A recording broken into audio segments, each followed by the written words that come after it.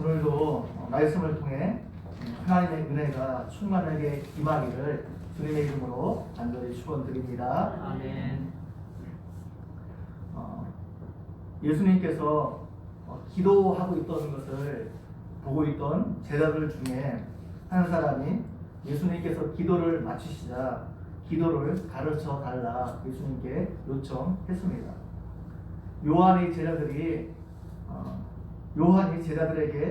기도를 가르쳐 준 것처럼 자신들에게도 기도를 가르쳐 달라 예수님께 요구한 것입니다. 오늘날도 예수님을 처음 믿게 된 사람들, 그분들에게 새신자 교육을 한다든지 이렇게 하나님의 말씀을 가르치게 되면 어떻게 기도해야 되는지 기도를 가르쳐 달라 요구하는 사람들이 참 많이 있습니다. 그만큼 예수님을 처음 믿게 되면 기도에 관심이 많은 것을 볼 수가 있습니다. 기도를 가르쳐달라는 요구에 예수님은 주기도문을 제자들에게 가르쳐 주셨습니다. 예수님이 가르쳐 주신 주기도문은 하나님께 기도하는 사람이 어떤 내용으로 하나님께 기도해야 되는지를 가르쳐 주신 내용입니다. 그래서 누가복음 11장 2절에서 3절에 그 내용이 나오는데 이것은 예수님께서 가르쳐주신 주기도문 내용 전부를 말하고 있는 것이 아니고 그것을 요약한 내용을 누가가 기록하고 있습니다. 무슨 내용으로 우리가 하나님께 기도해야 될 것인가? 주기도문을 통해서 예수님께서 그것을 가르쳐주신 다음에 예수님은 오늘 본문에 나오는 비유를 통해서 기도 응답의 근거가 무엇인지 우리에게 가르쳐주고 있습니다.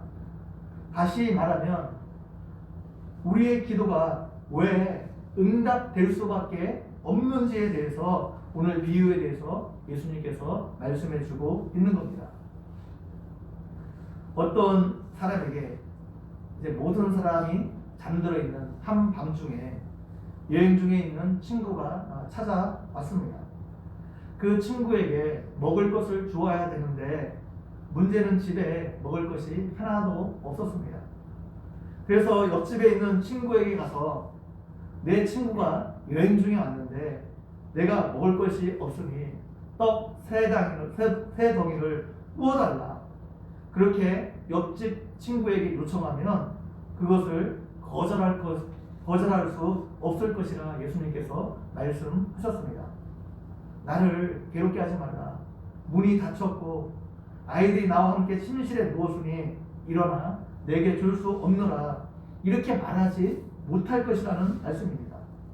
이것처럼 우리가 하나님께 기도하면 아무리 한밤중이라 할지라도 하나님께서 우리의 기도에 응답해 주실 것이라는 것을 가르쳐 주기 위해서 예수님께서 오늘 비유를 말씀해 주고 있는 것입니다. 그렇다면 우리가 기도하면 왜 하나님께서 우리의 기도에 응답해 주실 수밖에 없습니까? 그 이유를 오늘 비유에서 우리에게 말해주고 있습니다. 여러분이 본문에 나오는 비유를 자세하게 읽어보면 본문에 나오는 비유가 약간 이상함을 느낄 수 있을 것입니다. 우리 생각에는 옆집에 사는 친구가 자신에게 찾아온 친구를 위해 우리 집에 먹을 것이 없으니 떡을 구워달라 말하면 모든 가족들이 잠들어 있기 때문에 내가 일어나 줄 수 없다 말하는 것이 당연합니다. 여러분 한번 생각해 보십시오. 옆집에 여러분이 아는 사람이 있습니다. 그런데 밤 1시에 그 사람이 자기 집에 갑자기 친구가 찾아왔다고 우리 집에 먹을 것이 없으니 먹을 것을 구워달라. 여러분의 현관문을 두드리면 여러분이 무엇이라 대답하겠습니까? 일단 우리 문화에서는 한밤중에 떡을 구하기 위해 잠자고 있는 옆집 사람을 깨우는 것은 예의가 아닙니다. 한밤중에 친구가 찾아왔으면 그 친구가 밥을 안 먹었어도 우리 집에 먹을 것이 없으면 그냥 재워도 그것은 예의에 어긋나는 일이 아닙니다.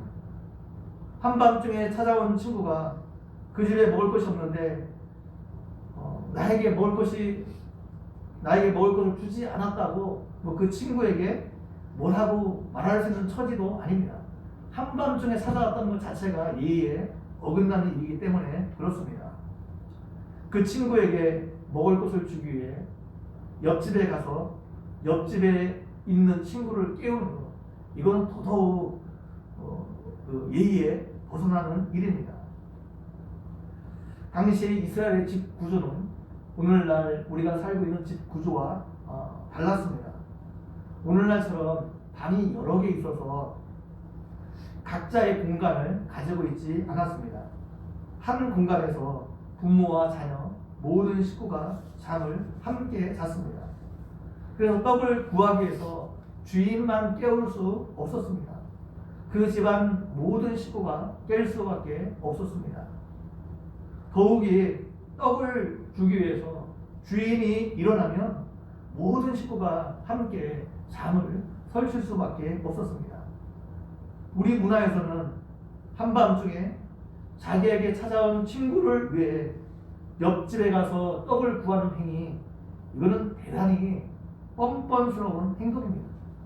예의에 벗어나는 행동입니다. 그런데 오늘 비유에서는 이상하게 예수님이 그것이 예의 없는 행동이라 말하고 있지 않습니다. 오히려 한밤중에 떡을 달라고 요청을 받은 사람이 가족들이 모두 잠들어 있기 때문에 그들을 잠에서 깨울까봐 일어나 떡을 줄 수 없다, 그것을 거절하는 것이 예의 없는 행동이라 말하고 있습니다. 한밤중에 찾아온 친구를 위해서 옆집에 가서 떡을 구하는 것, 이거 당연한 일처럼 말하고 있습니다. 마치 그 사람이 가지고 있는 당연한 권리처럼 예수님께서 말씀하고 있습니다. 한밤중에 찾아온 친구를 위해 옆집에 가서 떡을 달라고 요구하면 옆집 사람은 당연히 그 떡을 줄 수밖에 없다는 것입니다. 그것이 옆집 사람이 가지고 있는 당연한 권리처럼 말하고 있습니다. 이것은 먼저 당시 이스라엘의 접대 문화를 이해해야 합니다. 당시 이스라엘의 접대 문화를 이해하지 못하면 오늘 본문의 말씀을 예수님의 의도와는 다르게 오히려 거꾸로 그 본문을 해석할 수 있습니다. 당시 이스라엘 문화에서는 나그네를 대접하는 것 매우 중요하게 생각했습니다.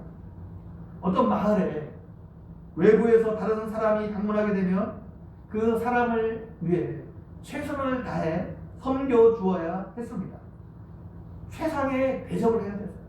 먹을 것도 가장 좋은 것으로, 최고 좋은 것으로 섬겨 주어야 했습니다.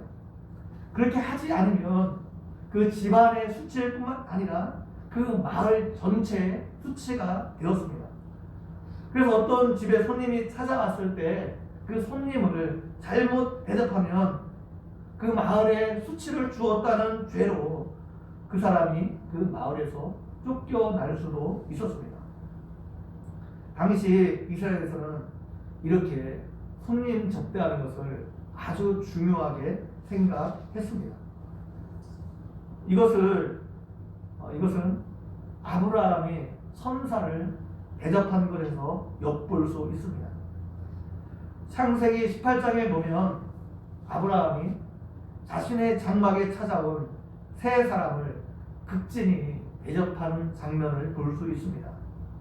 18장만 보면 아브라함이 이들이 누구인지 알고 있었던 것처럼 보입니다. 이들이 아주 중요한 사람이기 때문에, 하나님이 보낸 아주 중요한 사람이기 때문에 이 세 사람을 너무 극진히 대접한 것처럼 보입니다. 아브라함이 세 사람을 보고 먼저 달려나가 그들을 영접하고 절했습니다. 또 아브라함이 그들에게 먼저 간곡하게 부탁해서, 이 사람들이 먼저 부탁한 것이 아니에요. 우리에게 음식을 달라 요구한 것이 아닙니다. 아브라함이 먼저 가서 자기 장막에 들어와 씻고 떡을 먹고 갈 것을 요청합니다. 그들이 그것을 허락하자 아브라함이 사라에게 떡을 만들라 이렇게 말하고 또 자신이 직접 가축대에 가서 기름지고 좋은 송아지를 잡아 하인에게 요리하도록 주었습니다. 이런 접대는 아무에게나 할 수 있는 접대가 아닙니다. 전혀 알지 못하는 나그네에게 이런 융숭한 접대를 할 수 있는 것이 아닙니다. 그런데 히브리서 13장 2절 말씀에 보게 되면 손님 대접하기를 잊지 말라 이로써 부지 중에 천사들을 대접한 이들이 있느니라 말하고 있습니다. 이 부지 중에 천사를 대접한 사람, 이건 분명 아브라함을 가리키고 있는 본문입니다. 아브라함과 다음에 롯이 나오거든요. 롯도 천사를 대접하는데 이들이 나그네를 대접한 것, 이 사람들이 천사인 것을 알고 대접한 것이 아니라는 거예요. 부지 중에 나그네를 대접했다 말하고 있습니다. 그래서 히브리서 기자는 아브라함이 자신에게 찾아온 나그네가 천사인지 모르고 대접했다가 복을 받았다 말하고 있는 것입니다. 그냥 평범한 나그네를 대접했다가 복을 받았다는 말입니다. 여러분, 아브라함이 어떻게 평범한 나그네에게 그렇게 극진한 대접을 할 수 있었습니까? 그렇게 대접하는 것이 당시 그들의 문화였기 때문입니다. 그런 예는 성경 곳곳에서 찾아볼 수 있습니다. 롯이 소돔에서 천사를 대접하는 모습, 또 사사기에서 보게 되면 기브아에 사는 한 노인이 내인을 극진하게 대접한 모습에서 이런 풍습들을 엿볼 수 있습니다. 지금도 아브라함 시대와 비슷하게 광야에서 천막생활하는 베드인 족속이라는 사람들이 있습니다. 베드인족이라는 사람들이 있습니다. 그들에게서 이런 풍습을 지금도 찾아볼 수 있습니다.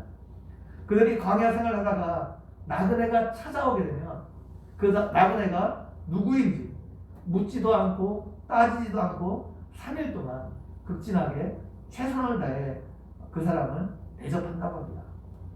이런 문화가 예수님 시대에 이스라엘에 있었던 것입니다. 친구가 한밤중에 갑자기 찾아왔는데 우리 집에 떡이 없습니다. 옆집에는 떡이 있습니다.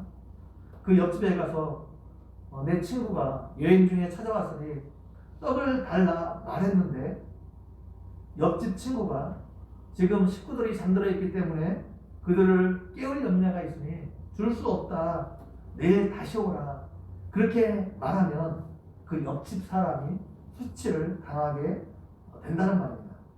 아침에 일어나면 마을 전체의 명예를 더럽혔다고 사람들이 그 사람에게 손가락질을 하게 될 것입니다.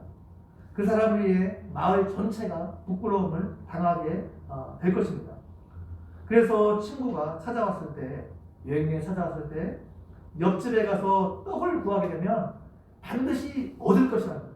반드시 그 친구는 줄 수밖에 없다는 거예요.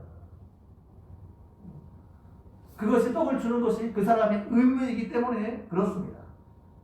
8절이 그 내용을 말하고 있는 겁니다. 8절에서 비록 벗됨을 인하여는 일어나 주지 않을지라도 그 강청함을 인하여 일어나 그 요구대로 주리라 말하고 있습니다. 내가 내 친구이기 때문에 떡을 주는 것이 아니라 그 강청함을 인하여 그 요구대로 주리라 말하고 있습니다.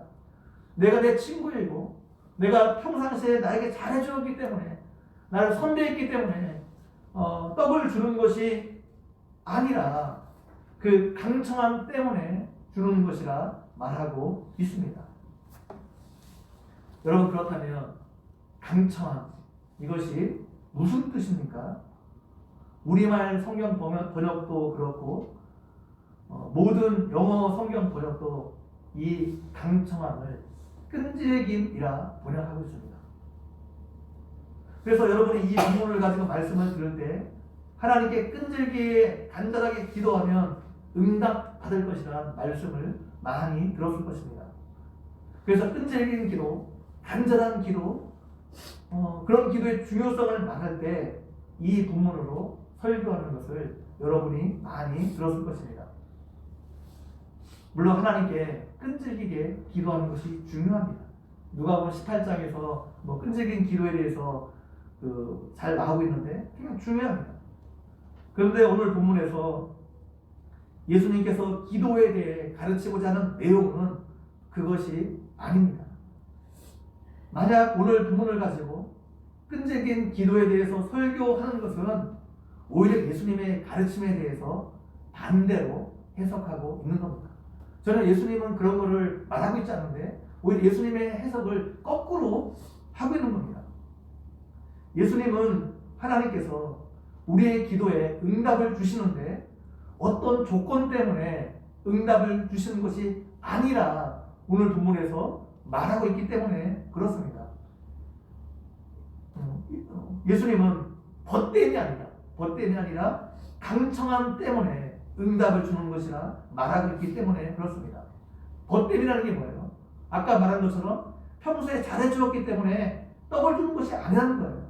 평소에 내가 나에게 잘해주었기 때문에 뭔가 내가 해줄 수밖에 없는 것을 했기 때문에 떡을 주는 것이 아니라는 거예요. 강청함을 인하여 떡을 준다는 겁니다. 아까 제가 말한 대로 영어 번역도 그렇고 다른 모든 번역이 이 강청함을 끈질김이라고 번역하고 있기 때문에 또 다른 주석을 제가 다 찾아봐도 이걸 다 끈질김이라고 이렇게 번역하고 있더라고요. 그래서 저도 웬만하면 이 본문을 그렇게 해석하고 싶습니다. 제가 그렇게 뭐 모험을 좋아하는 편이 아니거든요. 남들이 하는 거 이렇게 다 쫓아가는 편입니다. 그래서 뭐 특별한 성경에 보다 보면 이게 해석이 이렇게 해야 될 것 같은데 이게 맞는 것 같은데 그런 본문들이 굉장히 좀 있거든요. 근데 근거를 찾을 수가 없어요. 누군가 좀 유명한 사람이 이렇다 그렇다 말해주면 저도 그렇게 주장할 수 있을 텐데 뭐 외국의 학자들이나 어떤 다른 주석에서 그렇게 말하고 있지 않기 때문에 제가 그렇게 주장하지 못하는 부분들이 몇 부분들이 있습니다. 그렇게 해석하지 못하는 것이 있는데 근데 이 부분은 다른 부분들과 다르게 제가 이렇게 해석하는 것은 제 나름대로 분명한 근거가 있기 때문에 그렇게 해석하는 겁니다. 그래서 만약 여러분이 제 설교를 듣고 여러분 생각이 이것이 아닌 것 같다 생각이 들으면 이렇게 받아들이지 않으면 됩니다. 여러분 목회자가 해석하는 것이 절대적으로 다 맞지 않아요. 저도 사람이기 때문에 성경을 이렇게 해석하다 보면 잘못 해석할 수 있습니다. 목회자도 얼마든지 실수할 수 있습니다. 그리고 여러분이 말씀을 듣다가 오늘 설교뿐만 아니라 다른 이렇게 설교 말씀을 듣다가 좀 이것이 좀 잘못된 것 같으면 여러분이 말씀해 주셔야 됩니다. 그래야지 저도 잘못된 것을 고칠 수 있기 때문에 그렇습니다. 그리고 또 여러분이 잘못 알고 있는 것이라면 제가 그것에 대해서 더 확실하게 얘기해 줄 수 있기 때문에 그렇습니다. 여기서 강청함이라는 헬라어 단어가 아나이데이아라는 단어입니다. 이 아나이데이아 이 단어가 신약 성경에는 딱 여기에 딱 한 번만 나옵니다. 근데 딱 한 번 나오는 단어가 참 해석하기 어려운 단어예요. 왜냐하면 다른 용례를 성경에서 찾아볼 수 없기 때문에 그렇습니다. 그래서 이 용례를 다른 일반 고대 헬라어 문헌에서 찾아봐야 되는데 그거 쉽지 않기 때문에 참 성경에 한 번 나오는 단어가 어렵습니다. 근데 헬라어 원문에는 이 강청함이라는 단어가 끈질김이라는 뜻이 없습니다. 제가 직접 키텔 사전 있는데 헬라어 원어 사전 중에 그래도 권위 있는 사전인데 제가 키텔 사전을 직접 찾아보았습니다. 근데 거기 언어에 끈질김이라는 단어가 뜻이 없습니다. 그냥 부끄럽다, 염치가 없다는 뜻입니다. 그런데 부끄럽고 염치가 없는 주체가 누굽니까? 이 아나데이아가 명사인데 여기서는 목적격 3인칭 여성 단수로 쓰였습니다. 영어와 마찬가지로 헬라어에도 수일치가 분명합니다. 주어가 남성이면 주어가 남성이냐 여성이냐에 따라서 동사나 목적어를 어떻게 해요? 주어가 남성이면 주어와 목적어도 남성형을 써야 되고, 주어가 여성이면 주어와 그 동사 목적어도 여성형을 써야 됩니다. 이게 수일치거든요. 여기서 떡을 주지 않으면 당청함을 당하는 주체가, 다시 말하면 부끄러움을 당하는 주체가 떡을 달라고 요청하는 사람도 아니고 떡을 주지 않은 옆집 사람도 아닙니다. 이 둘은 둘 다 남성이기 때문입니다. 그러니까 이 강청함이 어떻게 해요? 남성형으로 쓰여졌어야 돼요. 근데 부끄러움을 당하는 것이 그들 둘 중에 한 사람이라면 반드시 이 강청함이라는 명사형이 3인칭 남성 단수로 쓰여져 있어야 합니다. 그런데 강청함이 헬라어 이렇게 그를 보게 되면 3인칭 여성 단수로 되어 있습니다. 여성형으로 되어 있습니다. 그냥 둘 다 아니라는 거예요. 그냥 떡을 달라고 요청한 사람도 아니고 떡을 주지 않은 그 사람도 아니라는 거예요. 히브리인들은 도시나 마을을 가리킬 때 보통 여성형을 많이 사용합니다.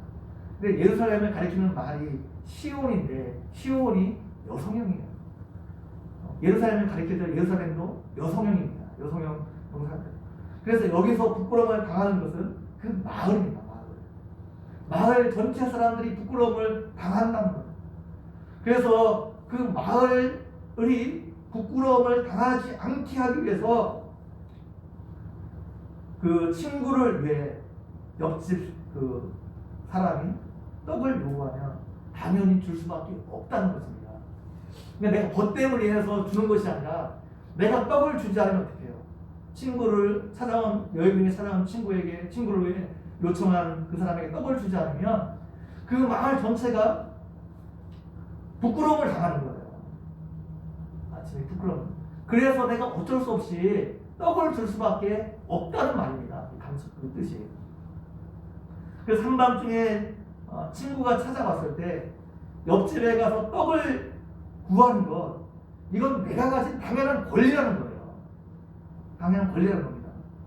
내가 옆집 사람이 평소에 잘한 것이 없어도 나에게 찾아온 친구를 위해 한밤중에 가서 떡을 요구하면 그 옆집 사람은 당연히 줄 수밖에 없다는 것입니다. 그것이 내가 가진 마땅한 권리이기 때문에 그렇습니다. 떡을 주는 것이 그 사람의 마땅한 도리이고 의무이기 때문입니다. 그래서 떡을 드리러 간 사람이 옆집 사람에게 끈질기게 떡을 요구하지 않았습니다. 미안한 마음을 가지고 가서 떡을 요구하지도 않았습니다. 그것은 그 사람이 가진 마땅한 권리이기 때문입니다. 우리의 기도가 나에게 찾아온 친구를 위해 옆집 사람에게 떡을 요청하는 것과 같다는 거예요. 기도는 나에게 주어진 당연한 권리라는 겁니다. 우리가 하나님께 기도하면 옆집 친구가 내가 떡을 요청했을 때 줄 수밖에 없는 것처럼 하나님께서도 우리의 기도에 당연히 응답 주실 수밖에 없다는 것입니다. 그것은 하나님께서 우리의 아버지가 되시기 때문입니다. 하나님께서 우리 아버지가 되시기 때문에 우리가 기도하면 하나님은 당연히 그 기도에 응답을 주실 수밖에 없다는 것입니다. 만약 보통 때라면 한밤중에 옆집에 찾아가서 떡을 요구하는 것 굉장히 예의 없는 행동입니다. 그러나 자신을 찾아온 여행 중에 찾아온 친구를 위해서 그 옆집에 가서 떡을 요구하는 것, 그것은 그렇지 않다는 겁니다. 그건 당연히 내가 할 수 있는 권리라는 거예요. 마찬가지로 우리가 하나님께 나아가는 것은 여행 중에 찾아온 친구를 위해 밤중에 떡을 구하러 가는 것과 마찬가지로 언제든지 괜찮다는 거예요. 아무 때나 하나님께 찾아가도 괜찮다는 겁니다. 한밤중도 문제가 되지 않고 새벽도 문제가 되지 않고 어떠한 시간도 문제가 되지 않다는 거예요. 왜냐하면 하나님께서 우리의 아버지가 되시기 때문입니다. 그래서 우리는 언제나 하나님께 나아갈 수 있다는 것입니다. 만약 청와대에 국무총리가 이제 밤 1시에 연락도 없이 들어가려고 하면 여기 들어갈 수 없을 겁니다. 아무리 국무총리라고 할지라도 밤 11시에 갑자기 찾아와서 청와대에 들어갈 수 없을 것입니다. 그런데 밤 11시에 찾아와도 청와대에 들어갈 수 있는 사람이 있습니다. 그럼 밤 1시에 찾아와도 청와대에 들어갈 수 있는 사람이 누가 청와대에 들어갈 수 있을 것 같습니까? 대통령의 아들은 1시에 찾아와도 사전 예약 없이 찾아와도 청와대에 들어갈 수 있습니다. 왜요? 아들이기 때문입니다. 아들이기 때문에 어느 때 찾아와도 들어갈 수 있어요. 아무 때나 찾아와도 있다는 겁니다. 또 우리가 하나님께 나아갈 때 우리가 하나님께 어떻게 했는지도 상관이 없다는 거예요. 떡을 요구한 사람이 떡을 준 것은 그것을 요구한 사람이 벗됨을 인해서 떡을 준 것이 아니라 예수님께서 말씀하셨습니다. 아까 말한 대로 평소에 그 사람을 위해서 먹을 것도 갖다 주고 친절을 베풀고 잘해주었기 때문에 좋은 관계를 유지했기 때문에 떡을 준 것이 아닙니다. 간절하게 끊임없이 요구했기 때문에 떡을 준 것도 아닙니다. 그것은 요구받은 사람이 마땅히 해야 될 일이기 때문에 준 것입니다. 하나님께서 우리의 기도에 응답을 주시는 것도 마찬가지입니다. 우리가 무엇인가 하나님께 잘했기 때문에 하나님께 잘 보였기 때문에 응답을 주는 것이 아니라는 거예요. 하나님이 우리의 아버지가 되시기 때문에 당연히 그것은 그렇게 할 수밖에 없다는 것입니다. 그것은 하나님께서 우리의 아버지로서 마땅히 해야 될 일이기 때문에 그렇습니다. 여러분의 자녀가 여러분에게 학교 이제 등록금 나왔어요. 그러니까 등록금 고시서를 갖다 주는데 여러분 아들이 공부를 잘했기 때문에 그 등록금을 줍니까? 아니면 공부를 못해도 그 등록금을 줍니까? 공부를 잘했느냐 못했느냐 상관없이 아들이 등록금 고지서를 갖다 주면 여러분이 그 등록금을 내줍니다. 왜 그렇습니까? 여러분이 아버지이기 때문에 그래요. 여러분이 부모이기 때문에 그렇습니다. 물론 공부를 잘하면 기쁜 마음으로 그것을 줄 것입니다. 그러나 공부를 못해도 아들에게 어떻게 해요? 등록금을 줍니다. 그럼 아버지로서 내 부모로서 마땅히 해야 될 일이기 때문에 그렇습니다. 하나님께서 마찬가지라는 거예요. 하나님께서도 우리의 기도에 대해서 반드시 응답을 주시는데 그래서 우리가 하나님께 무엇을 잘했기 때문에 그런 것이 아니고 하나님이 우리의 아버지가 되시기 때문에 당연히 그렇게 한다는 것입니다. 그것에 대해 9절에서 13절 말씀에 더 상세하게 우리에게 설명해 주고 있습니다. 9절에서 구하라 찾으라 문을 두드리라. 그러면 어떻게 돼요? 구하는 이가 받을 것이요 찾는 이가 찾아낼 것이요 두드리는 이에게 열릴 것이라 말하고 있습니다. 여기서 3번 반복하고 있는 것은 열심히 기도하라 그런 의미로 준 게 아니에요. 똑같은 내용을 3번 반복한 건 뭐예요? 하나님께서 반드시 기도에 반드시 응답을 주신다는 것을 강조하기 위해서 그렇게 한 겁니다. 그러니까 기도를 열심히 해라 그런 의미로 3번 강조한 게 아니고 하나님께 기도하면 하나님께 반드시 우리의 기도에 응답 주신다는 것을 강조하기 위해서 3번 강조하고 있는 것입니다. 11절에서 다시 한번 그것을 강조해서 말하고 있습니다. 아무리 악한 아버지라도 자식에게 좋은 것을 줄 줄 안다는 거예요. 아무리 악한 아버지라도 아들이 생선을 달라고 하는데 생선 대신에 뱀을 주며 알을 달라고 하는데 알 대신에 정갈을 줄 아버지가 없다는 겁니다. 악한 아버지라도 자식에게 좋은 것을 주려고 하는 것처럼 하나님 아버지는 더욱 그러하시다는 거예요. 하나님 우리에게 더 좋은 것을 주려고 하시는 분이라는 거예요. 그래서 하나님은 우리가 하나님께 기도하게 되면 어떻게 해요? 가장 좋은 것을 주시는 분이라 말씀하고 있습니다. 마태복음에서 똑같은 그 이야기를 하면서 기도하는 자에게 가장 좋은 것으로 주시겠다 말씀하고 있는데 오늘 본문에서는 너희 하늘 아버지께서 구하는 자에게 성령을 주시지 않겠느냐 말씀하고 있습니다. 하나님께서 주시고자 하는 가장 좋은 것이 뭐예요? 성령이라는 거예요. 성령. 우리가 하나님께 기도하게 되면 하나님께서 가장 주기를 원하시는 것, 가장 좋은 것 성령을 우리에게 주시겠다 말씀하고 있습니다. 그리고 우리가 기도하면 다시 말해 성령 충만을 하나님께서 우리에게 주신다 말씀하고 있는 겁니다. 기도는 예수님을 믿는 우리에게 하나님이 주신 가장 큰 특권입니다. 기도는 하나님께서 우리의 아버지가 되시기 때문에 우리에게 주어지는 가장 큰 특권입니다. 우리가 이 땅에서 풍성한 삶을 살기 위해서는 이 특권을 잘 활용해야 됩니다. 여러분이 하나님께 잘 했느냐 이런 거는 상관이 없어요. 사실 하나님 앞에 우리가 떳떳하게 나갈 수 있는 사람이 어디 있겠습니까? 하나님 내가 이만큼 했습니다. 하나님 나에게 이만큼 했기 때문에 하나님 이렇게 해주십시오. 당당하게 떳떳하게 사실 뭐 나갈 수 있는 사람이 몇이나 있겠습니까?